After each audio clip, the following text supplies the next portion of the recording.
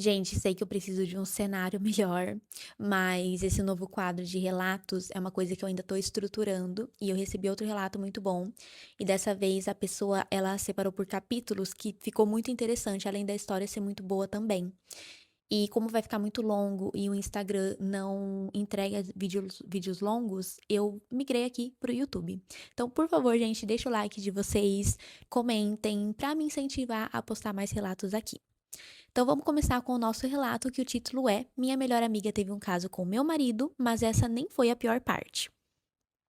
Olá, Amanda. Pode me chamar de Laura. Tenho 35 anos e moro em uma cidade pequena no interior de Minas Gerais. Daquelas em que todo mundo conhece todo mundo. Aqui, qualquer novidade vira assunto de fila no mercado, na academia e no salão de beleza. Hoje, eu consigo contar a história com mais tranquilidade, mas durante anos achei que elas fossem destruir a minha vida. Capítulo 1. O homem que eu conhecia desde criança. Eu conheci o Lucas desde a infância. Nós estudávamos juntos, mas nunca fomos realmente próximos. Anos depois, já adultos, nos reencontramos e começamos a namorar. No começo, tudo parecia muito certo. O Lucas era divertido, extrovertido, me fazia rir como ninguém. Eu realmente acreditava que tinha encontrado alguém com quem construir uma vida. Mas existia uma pessoa que, desde o início, parecia determinada a dificultar esse caminho. A mãe dele, minha sogra. Ai. Logo no primeiro encontro que tivemos, ela olhou pra mim e disse: Meu filho não gosta de mulher de cabelo curto. Na época, eu usava um corte Chanel e tinha cabelo loiro. Ai, gente, que ódio. Ai, gente. Eu ri sem graça e tentei relevar. Pensei que talvez fosse apenas o jeito dela, aquele negócio, né? Já jeito de sogra. Mas os comentários continuaram ao longo dos anos, sempre pequenas críticas, indiretas e observações desnecessárias. Nada grave o suficiente para justificar um confronto, mas o suficiente para me fazer sentir que eu nunca seria totalmente aceita. Mal sabia que aquilo seria apenas o começo. Capítulo 2. A menina do cachorro. Algum tempo depois, aconteceu uma situação que, na época, não significou nada para mim. Eu estava no quarto do Lucas quando uma menina entrou segurando um filhote de cachorro nos braços. Ela disse que tinha ouvido dizer que eu amava cachorros e queria me mostrar o filhote. Achei estranho, eu nem conhecia aquela menina. Mas ela parecia simpática, o cachorro era uma graça e eu não dei muita importância para aquilo. Pouco tempo depois, eu descobri quem ela era. Vou chamá-la de Betânia. A Betânia era sobrinha de uma amiga muito próxima da minha sogra. Ela tinha acabado de chegar na cidade e não conhecia praticamente ninguém. Um dia, a tia dela comentou comigo que ela estava muito sozinha e perguntou se eu poderia incluí-la no nosso grupo de amigos. E eu aceitei. No começo, Amanda, ela parecia muito legal. Comecei a chamá-la para sair conosco. Apresentei aos meus amigos, levei ao centro espírita que eu frequentava na época. Quando ela começou a namorar um amigo nosso, passamos a sair frequentemente de casal. Eu gostava dela, eu confiava nela, e ela se tornou uma pessoa muito presente na minha vida. Capítulo 3. Quando comecei a desconfiar. Os anos passaram, eu e o Lucas decidimos morar juntos.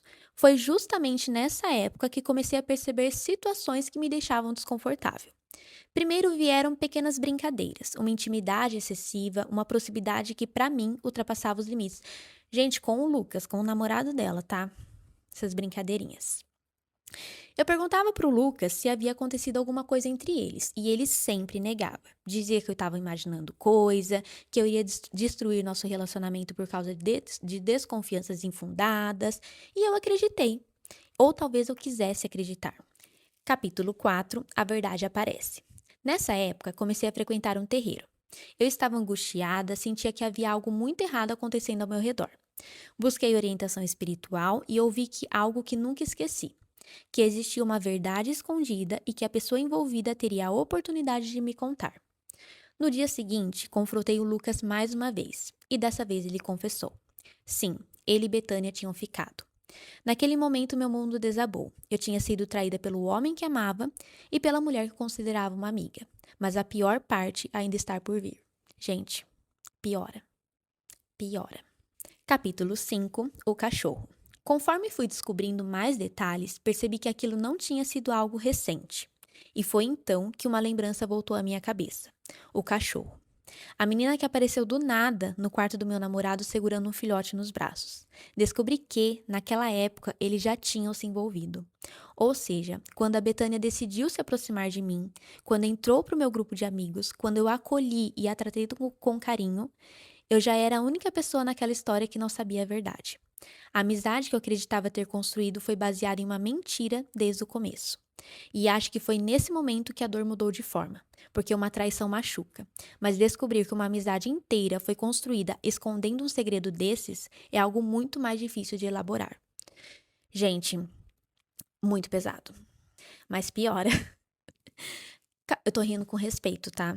Porque, gente, é tanto absurdo que eu fico chocada. Capítulo 6. A sogra escolheu um lado. Quando a mãe do Lucas soube de tudo, eu imaginei que ela ficaria ao meu lado, ou pelo menos ao lado do filho.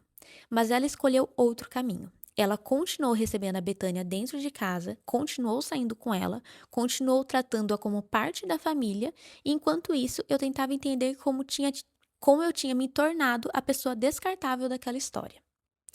Capítulo 7. A omissão do Lucas. Eu não esperava que o Lucas pudesse apagar o que tinha feito, mas eu esperava que ele me defendesse dali pra frente. Ah, é o mínimo, né? Eu pedia para que ele colocasse limites na mãe. Pedia que ele desmentisse as mentiras que contavam ao meu respeito. Pedia que me defendesse quando eu era acusada injustamente. Ele dizia que iria resolver, que conversaria, que tomaria uma atitude, mas quase nunca fazia isso. Mais tarde, descobri que muitas vezes ele dizia ter conversado com a mãe apenas para me tranquilizar. Ele não se posicionava e eu continuava carregando sozinha as consequências de algo que eu não tinha causado. Capítulo 8. Anos de perseguição. Mesmo depois de descobrir tudo, eu permaneci no relacionamento. Nós tínhamos acabado de morar juntos, existiam contas para pagar, dívidas. Além disso, eu tinha uma relação muito difícil com a minha própria mãe, então eu fiquei. E foi a pior decisão que eu tomei. A amizade entre a minha sogra e a Betânia se fortaleceu. As fofocas começaram, espalharam que eu tinha inveja da Betânia. Ai, gente, que eu fazia trabalhos espirituais contra ela. Por eu trabalhar como taróloga, muitas pessoas acreditavam facilmente nessa história. E, gente, é uma coisa assim, quando você é taróloga, você sofre muito preconceito. Descobri que criavam perfis falsos para acompanhar minha vida, investigavam quem eu seguia, comentavam sobre os lugares que eu frequentava, tentavam descobrir tudo o que acontecia comigo. A cidade era pequena, eu sentia que não conseguia respirar. Eu fui traída, mas na narrativa criada por elas, eu era a vilã. Gente, assim, elas são muito manipuladoras, porque assim, é uma cidade pequena, eu fico imaginando o que elas contaram, sabe? É muita manipulação. Foram 5 anos tentando salvar uma relação que já tinha me destruído por dentro. Capítulo 9. O fim. Até que um dia eu cansei. Não houve uma grande discussão, não houve um acontecimento específico, eu simplesmente percebi que eu estava lutando sozinha, que amor nenhum deveria exigir perseguição, humilhação e abandono emocional. Então eu fui embora. O começo. Capítulo 10. O começo. Hoje eu sigo sozinha, escolhi o celibato. Tenho meus 4 cachorros, meu trabalho e uma vida muito mais tranquila do que aquela que eu vivi durante tantos anos. Hoje, olhando para trás, percebo que a maior dor não foi descobrir a traição. Foi perceber que, durante 5 anos, implorei que alguém me escolhesse, enquanto eu mesma continuava me abandonando. Eu fui traída, eu fui feita de trouxa, eu fui alvo de fofocas e acusações injustas, e ainda assim tentaram transformar a minha imagem na mulher desequilibrada da história. Mas talvez a maior lição que tenha sido mas talvez a melhor lição tenha sido entender que amor nenhum vale o preço de abandonar a si mesma. Nossa, gente, pesado. Profundo o que ela falou. No final, a pessoa que eu mais precisava escolher era eu. E vocês, acham que eu fiz certo em permanecer e tentar salvar o relacionamento ou deveria ter ido embora na primeira traição? Olha, assim, eu acho que o que mais pega no seu relato foi o Lucas, a falta de empatia do Lucas, porque assim, ele sabia tudo que elas inventavam, ele sabia que você era vítima da situação, pô, você foi traída. E ele não se posicionava, sabe? Eu acho que o que mais doeu em você nesse tempo todo foi a falta de posição da parte dele. E eu acho assim que você fez aquilo que você deveria fazer na época, com a maturidade que você tinha. Você tinha uma outra cabeça, você não tinha vivido tudo que você viveu hoje. Então, na época, pra você fez sentido continuar, pra você viu esperança naquele relacionamento. Mas eu acho que o que destruiu mesmo foi ao longo dos anos, ele não mostrar arrependimento praticamente, sabe, ele não te apoiar. Então eu acho que é uma história muito forte, muito injusta e, assim, de coração, eu acho que você agiu da maneira que deveria agir, mas eu acho que isso te deixou muito mais forte.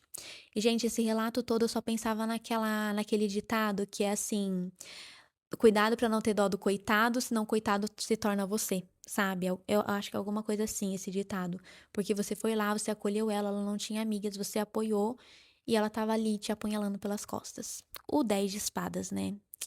Enfim, gente, é isso. Espero que vocês tenham gostado e até o próximo relato.